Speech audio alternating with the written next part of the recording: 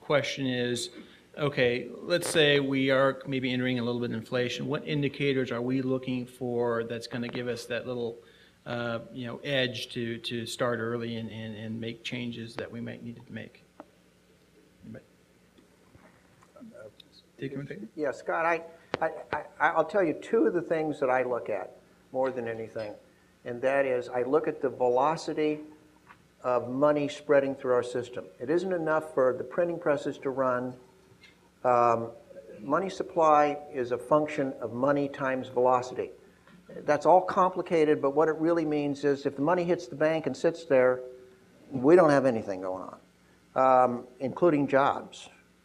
If there's no demand to borrow that money, and there hasn't been, and just sitting there, so the velocity right now is close to 1, which is as low as it can get. And in the good old days, it was 7. So if you have $100 times 7, that means you've got $700 worth of action. If you've got $200 in money supply and it's just sitting there, you don't have any action.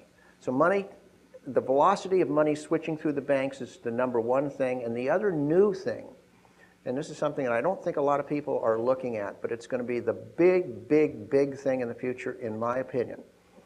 And that is the activities of private equity, angel type of investors, the private capital folks that are funding money into brand new small businesses.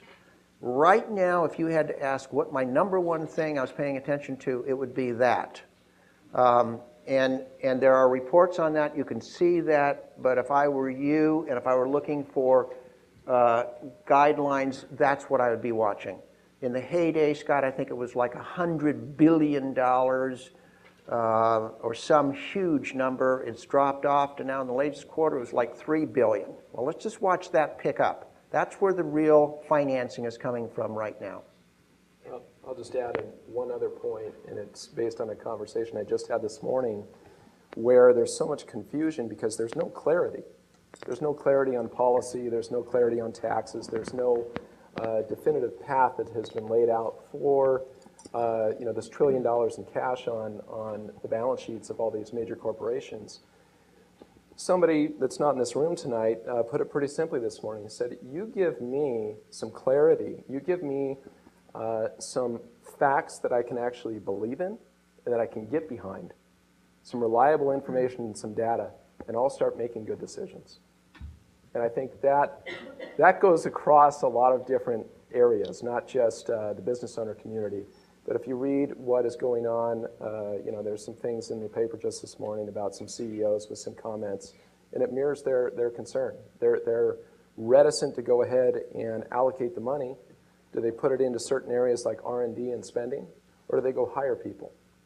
And because they don't have a clear-cut way as to the advantages or disadvantages of doing one or the other, it really puts them in a quandary. He had one more word in that conversation. He did, but my mic is on. Oh, okay.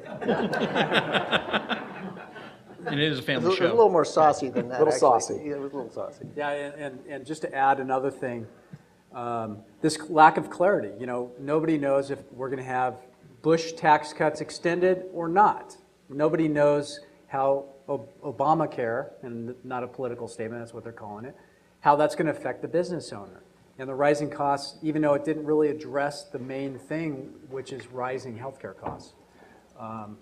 I made a joking statement, but I think it's absolutely true today, that the reason the market's been rallying over the last month, last 21 days, is I think it's because 23 Democrats said, hey, I don't think we should raise taxes right now.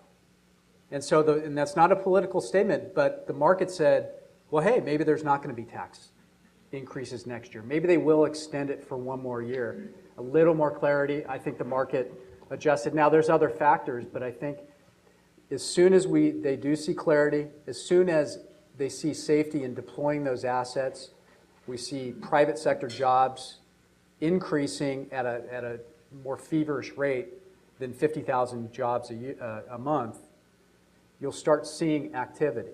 And when that happens, now it's a different game. Now you need to start looking at how do you throttle back the money faucet and do it successfully. when Scott raised his hand, I saw another little hand pop up, this young lady right here. Question is, when do